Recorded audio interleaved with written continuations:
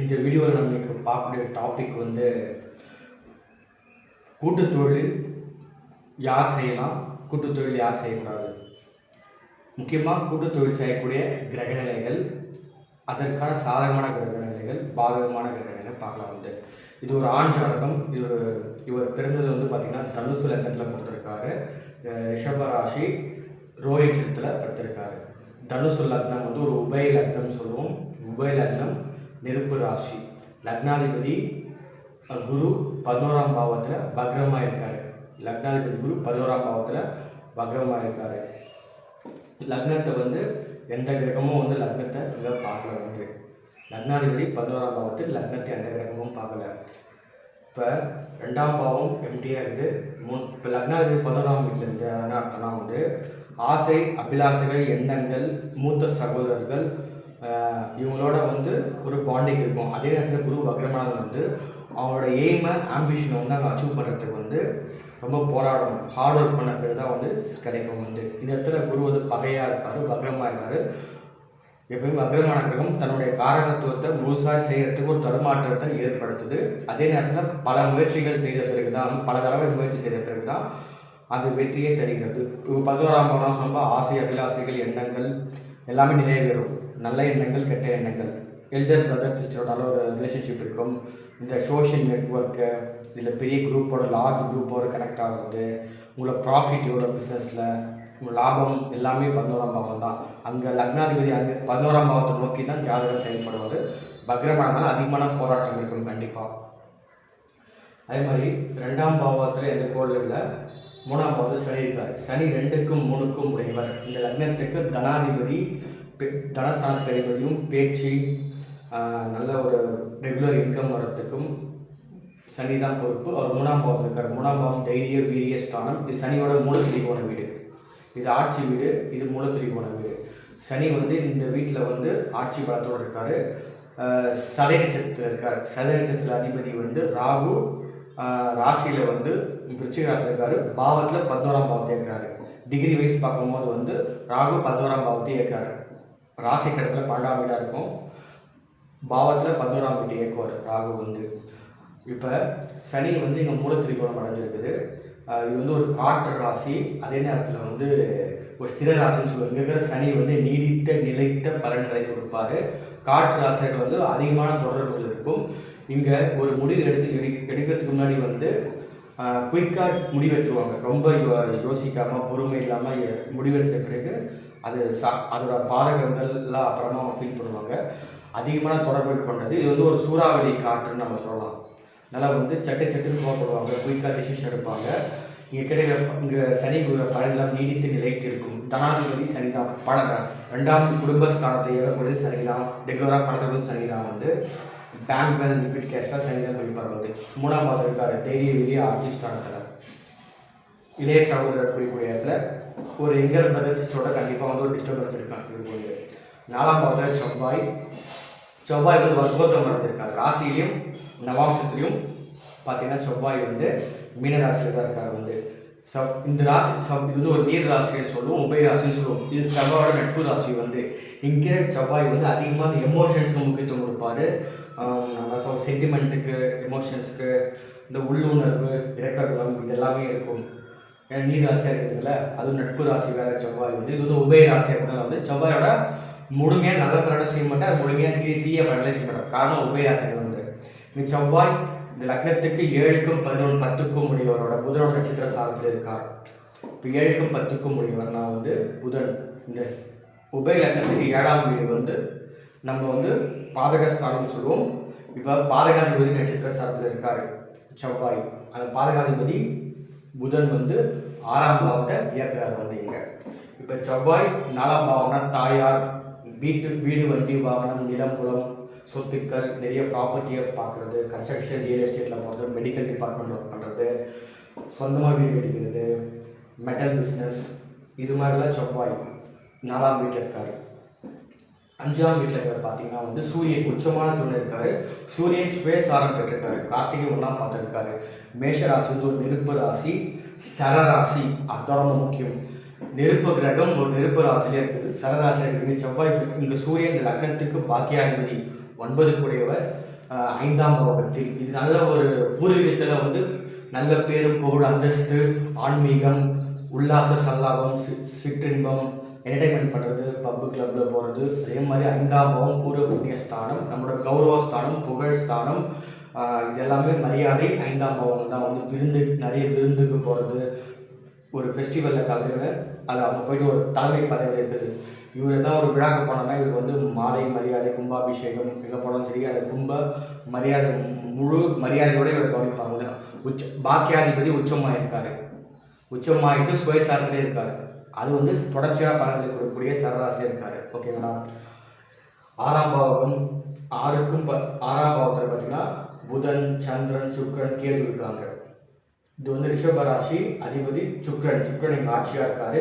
புதன் நட்பு ஸ்தானத்தில் இருக்காரு. சந்திரன் மூலத்திரிகோண படத்தில் இருக்காரு. டிகிரி வைஸில் ஏன்னா 0 to 3 டிகிரி வரைக்கும் தான் வந்து உச்சமாக இருப்பார். சந்திரன் 4 டிகிரி 30 டிகிரி வரைக்கும் சந்திரன் வந்து மூலத்திரிகோண படத்தில் இருப்பார். கேது வந்து இங்கே ஓகே கேது ஒரு நட்பு வீடு எடுத்துக்கலாம். இப்போ புதன் வந்து ஃப்ரெண்ட்லி சைனு, சந்திரன் மூலத்திரிகோண படம், சுக்கிரன் வந்து ஆட்சி, கேது வந்து அங்கே சுக்கிரனோட வீடாக இருக்கிறதால அது நட்பு வீடு. இப்போ பார்த்தீங்கன்னா இந்த 6ஆம் பாவம் வலிமையாக இருக்குது. இப்போ பாவத்தில் பார்த்தா இந்த கேது 5ஆம் பாவத்தை இயக்குவார். பாவகட்டத்தில் இந்த ராகு 11ஆம் பாவத்தை இயக்குவார். மற்ற கிரகங்கள்லாம் ராசிகத்தில் இருக்கிற மாதிரி பாவகட்டத்தில் இருக்கிறது வந்து இப்போ 6ஆம் பாவத்தில் முக்கியமான பாயிண்ட் தாங்க. 7ஆம் அதிபதியும் 10ஆம் அதிபதியும் புதன் அவர் 6ஆம் பாவத்தில் சந்திரனோட சேர்க்கை. இது வந்து 8 டிகிரி வித்தியாசம்னாலும் நம்ம க்ளோஸ் கன்ஜெக்ஷன் கிடையாது. ஆனால் ஒரு மாடரேட்டான கன்ஜெக்ஷன் வந்து புதனும் சந்திரனும் சேர்க்கை, 7ஆம் அதிபதியும் 8ஆம் அதிபதியும் சேர்க்கை. இதுதான் இங்கே நெகட்டிவாக போயிருக்குது வந்து இவருக்கு வந்து. இதில் 6க்கும் 11க்கும் உடையவர் ஆட்சி, அதில் பெரிய பிரச்சனை கிடையாது. இந்த புதன் சந்திரன் 7ஆம் அதிபதி புதன் 8ஆம் அதிபதியோட சேர்க்கை இதுதாங்க இங்கே பிரச்சனையாக போயிருக்குது வந்து. இவர் கூட்டு தொழில் பண்ணுறாருங்க. பார்ட்னர்ஷிப் பிஸ்னஸ் வந்து பண்ணுற தொழில் வந்து கன்ஸ்ட்ரக்ஷன் பிஸ்னஸ்.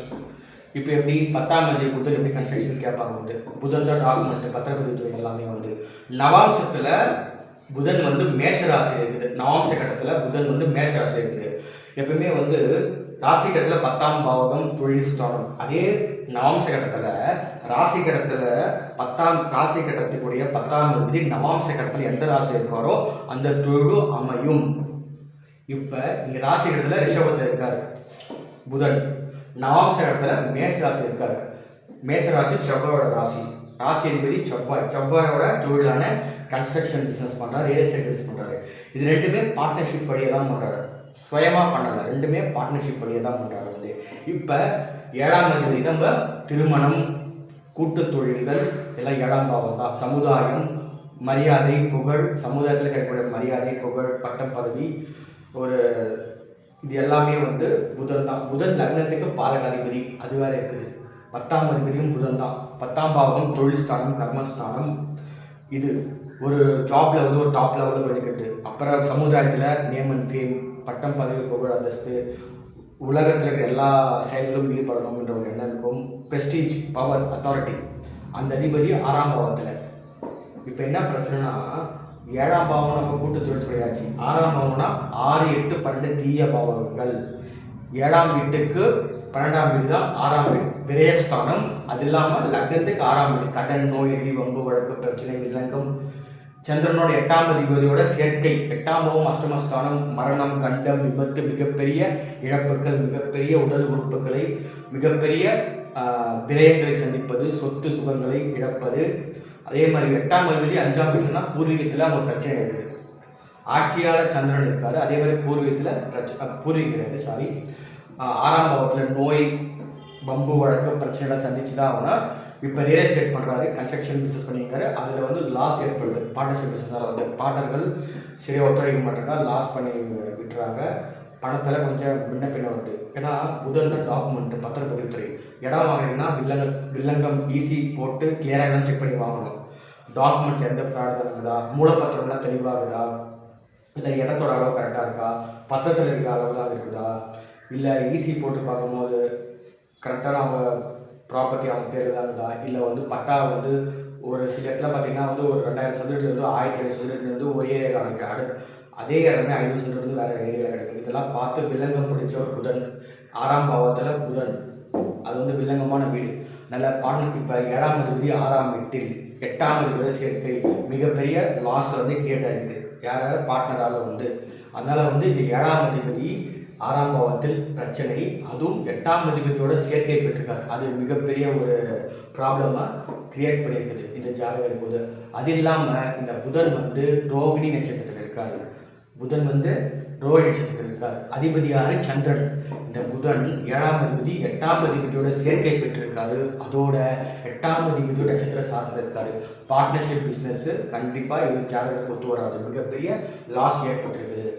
அதனால் தனியாக பண்ணலான்னு ஒரு ஐடியா கொடுத்துருக்கோம். தனியாக வந்து பண்ணார்னா ஓரளவு சமாளிக்க முடியும். வந்து பெரும்பாலும் 10ஆம் அதிபதி 6ஆம் பாவத்தில் போனால் நம்மனா சொல்லுவோம் உத்தியோகம் பெஸ்ட்டுன்னு சொல்லுவோம். இருந்தாலும் 10ஆம் பாவாதிபதி அந்த ஈர்ப்பு இட்டும் போகிற தொழில் பண்ணன்னு சொல்லிட்டு. ஏன்னா இந்த ரியல் எஸ்டேட் கன்ஸ்ட்ரக்ஷனுக்குலாம் வந்து காரகிரகமான செவ்வாய் வந்து 4ஆம் பாவத்தில் இருக்கார். 4ஆம் பாவம் தான் வீடு, வண்டி, வாகனம், மனை, கட்டிட தொழில் எல்லாமே 4ஆம் பாவம் தான். அங்கேயே செவ்வாயே காரகிரகமே வந்து. அதனால் அந்த தொழில் பண்ணலாம். ஆனால் நடக்கக்கூடிய குரு தசை ஓடுது. குரு தசையில் சனி புக்தி. சனி 3ஆம் அதிபதி 2க்கும் 3க்கும் உடையவர் இந்த லக்னத்துக்கு வந்து. அந்த சனியோட புக்தி இந்த 25/9/2026 முடியுது. அது முடிஞ்சோன்னா புதனோட புக்தி ஆரம்பிக்குது. இவருக்கு மேரேஜ் லைஃப்பில் ஒரு மிகப்பெரிய பிரச்சனை உண்டு. 7ஆம் அதிபதி 6ஆம் வீட்டில் 8ஆம் அதிபதியோட சேர்க்கை. அது இல்லாமல் 7ஆம் அதிபதி 8ஆம் அதிபதி நட்சத்திர சாரத்தில் இருக்கார். 8ஆம் அதிபதி சுயசாரம் பெற்றுள்ளார். அதுமாதிரி இந்த சுக்கிரன் வந்து 7க்கும் 11க்கும் உடைய சுக்கிரன் வந்து இவர் மிருகசீர நட்சத்திரத்தில் இருக்கார். செவ்வாய் நட்சத்திரத்தில் லக்னத்துக்கு 5க்கும் 12க்கும் உடையவரோட நட்சத்திர சாரத்தில் இருக்கார் சுக்கிரன். கேது சூரிய நட்சத்திர சாரத்தில் இருக்கார் வந்து. இப்போ என்னன்னா, இப்போ இது இருக்கிற மிகப்பெரிய ஒரு மைனஸ் பார்த்தீங்கன்னா கூட்டுத்தொழில். 7ஆம் பாவம் கூட்டுத்தொழில். அவர் 6ஆம் வீட்டில் இருக்காரு.